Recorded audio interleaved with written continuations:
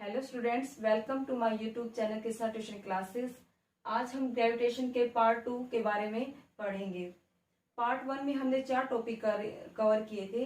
एक ग्रेविटी क्या होता है, ग्रेविटेशनल फोर्स क्या होता है, यूनिवर्सल लॉ क्या होता है, and last topic gravitational force between light body and heavy body. आज हम पार्ट 2 में Kepler's law of planetary motion के बारे में पढ़ेंगे। जोन्स केपलर 16वीं सेंचुरी के एस्ट्रोनॉमर थे। उन्होंने प्लेनेटरी मोशन के ऊपर 3 लॉ दिए थे। केपलर ने फर्स्ट लॉ में क्या बताया था, the planets move in elliptical orbit around the sun with the sun at one of the 2 foci of the elliptical orbit. उन्होंने क्या बोला कि जो प्लैनेट होते हैं सन के चारों ओर जो रिवॉल्व करते हैं वो क्या इलिप्टिकल पाथ में मूव करते हैं, ना कि सर्कल में मूव करते हैं। इलिप्टिकल पाथ कैसा होता है? इलिप्टिकल पाथ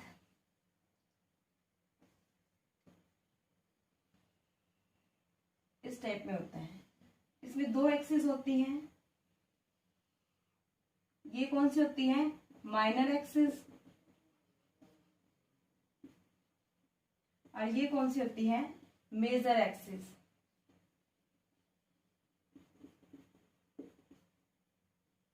इसमें 2 फोकस होते हैं, इनके फोकई बोलते हैं, F1 और F2।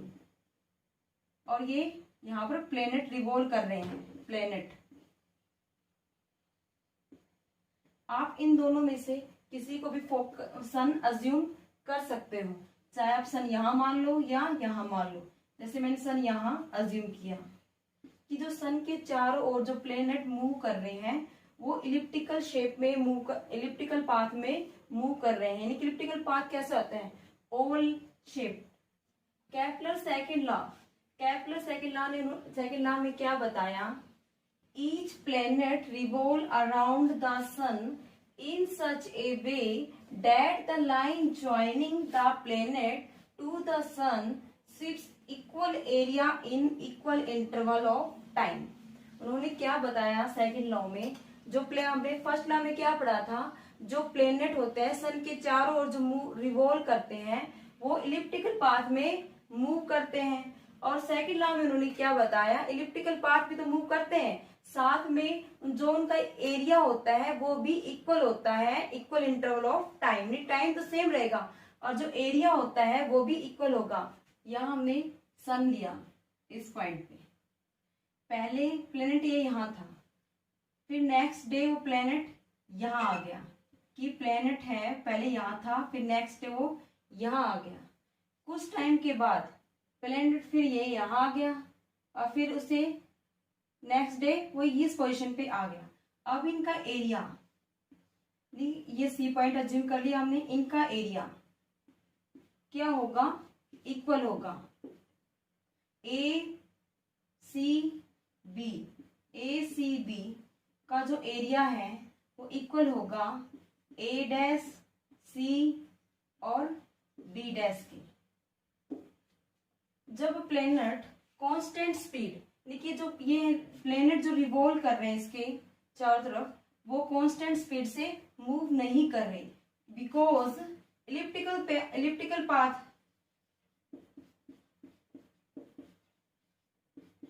पाथ कांस्टेंट स्पीड से ये मूव तभी करते जब पाथ क्या होता?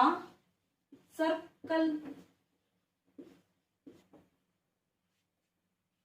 फास्ट एंड स्लो, जब प्लेनेट है सन के पास होते हैं तो वो फास्ट मूव करते हैं, जब प्लेनेट सन से दूर होते हैं तब ये स्लो मूव करते हैं।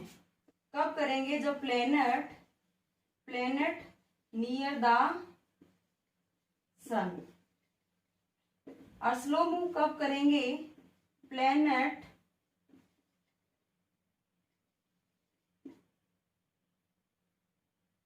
For the sun. Slow move कब करेंगे? जब प्लेनेट होते हैं सन से दूर होते हैं। यहाँ पर क्या है? ये दूर है, यहाँ पर क्या है? नजदीक। इसलिए इनकी स्पीड यहाँ पर जो चेंजमेंट है स्पीड में या वेलोसिटी में वो ज्यादा है, यहाँ पर कम है। पर ये इक्वल इंटरवल ऑफ टाइम में इक्वल एरिया कवर करेंगे। ये एरिया और ये एरिया दोनों इक्वल होंगे और ये कांस्टेंट स्पीड से मूव नहीं करते क्योंकि इलिप्टिकल पाथ है, इसलिए not constant speed because elliptical path. Constant speed से मूव तभी करेंगे जब पाथ क्या होगा, सर्कल में होगा, not a elliptical path. Kepler second law को हम एरिया ऑफ लॉ भी बोलते हैं, एरिया ऑफ लॉ, क्योंकि इसमें हमने सेकंड लॉ में क्या बताया है, जो इन दोनों का जो एरिया है वो इक्वल होता है इन equal interval of time, in equal interval of time. इसलिए हम केपलर सेकंड लॉ को लॉ ऑफ एरिया भी बोलते हैं।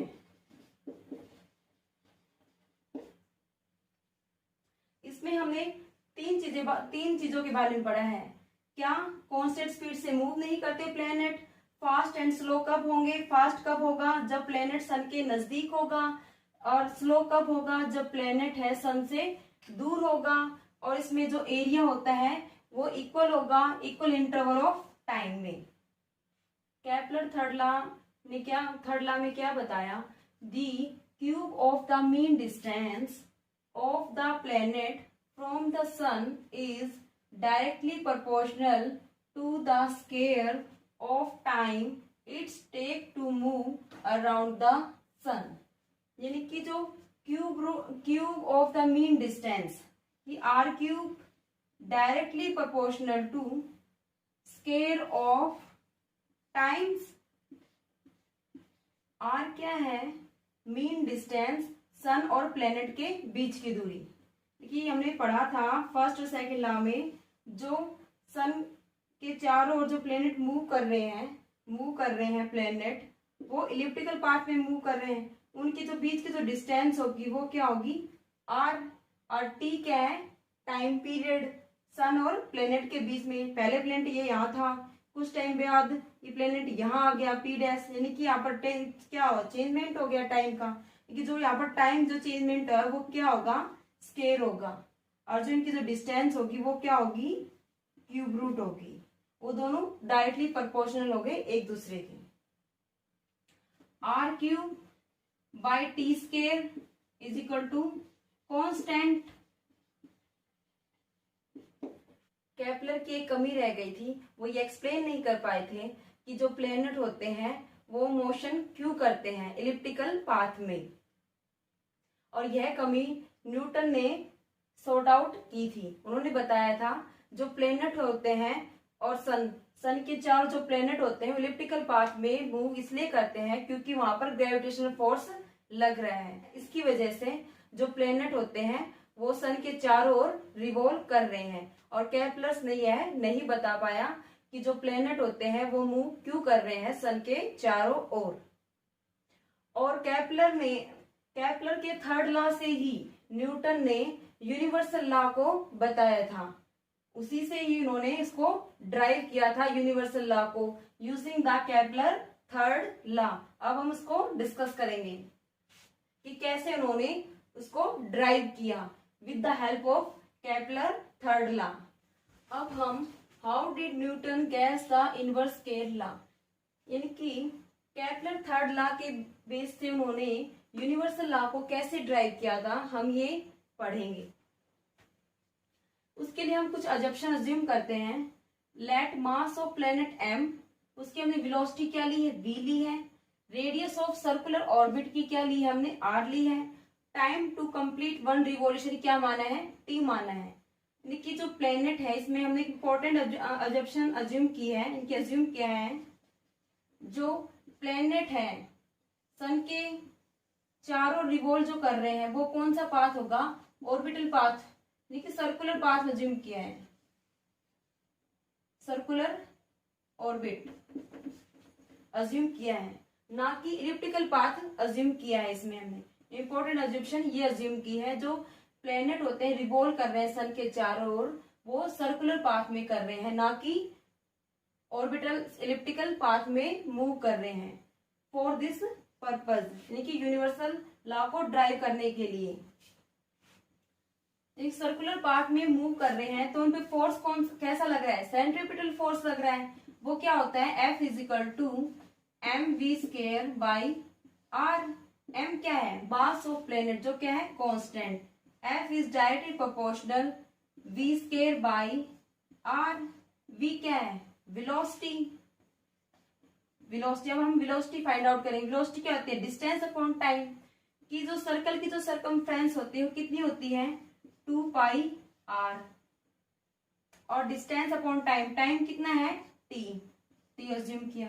अब इसमें हम 2 पाई क्या है, ये हमारे पास यहाँ पर कांस्टेंट, ये क्या है कांस्टेंट।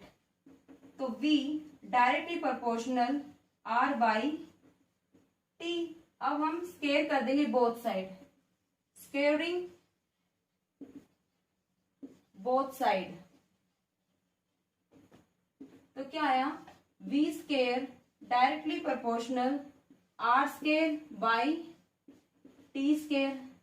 अब हम इसमें r से मल्टीप्लाई करेंगे और r से डिवाइड करेंगे, तब हमें क्या मिलेगा, v² directly proportional r³ upon t² into में r। इसमें अब r³ अपॉन t², ये क्या होता है, कांस्टेंट, जो केपलर थर्ड लॉ में हमने पढ़ा था, r³ अपॉन t² क्या होता है, कांस्टेंट। तो फिर हमें यहां से क्या मिला, v² directly proportional inversely proportional of r। अब v² की वैल्यू हम इस इक्वेशन में पुट कर देंगे। f डायरेक्टली प्रोपोर्शनल, v² की वैल्यू क्या आई, 1 अपॉन r इंटू में r। तो हमें क्या मिला, f is directly proportional upon r²। देखिए फोर्स है, ग्रेविटेशनल फोर्स है दो बॉडी के बीच में, वो क्या होता है, square of distance, inversely proportional होता है वो। ग्रेविटेशनल फोर्स किसके बीच में लग रहा है, ये सन और प्लेनेट के बीच में। आज हमने ग्रेविटेशन में पार्ट 2 में केपलर लॉ के बारे में पढ़ा। फर्स्ट, सेकंड और थर्ड लॉ, तीनों के बारे में डिस्कस किया। फर्स्ट लॉ में क्या बताया, जो प्लेनेट हैं वो इलिप्टिकल पाथ में रिवॉल्व कर रहे हैं अराउंड द सन,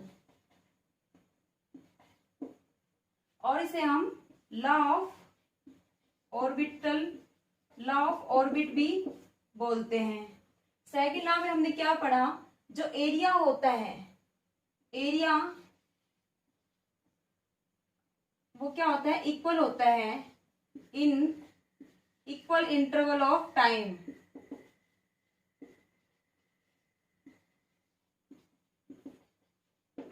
में, और इसमें जो प्लेनेट हैं वो कांस्टेंट मूव नहीं करते, कांस्टेंट स्पीड या वेलोसिटी से मूव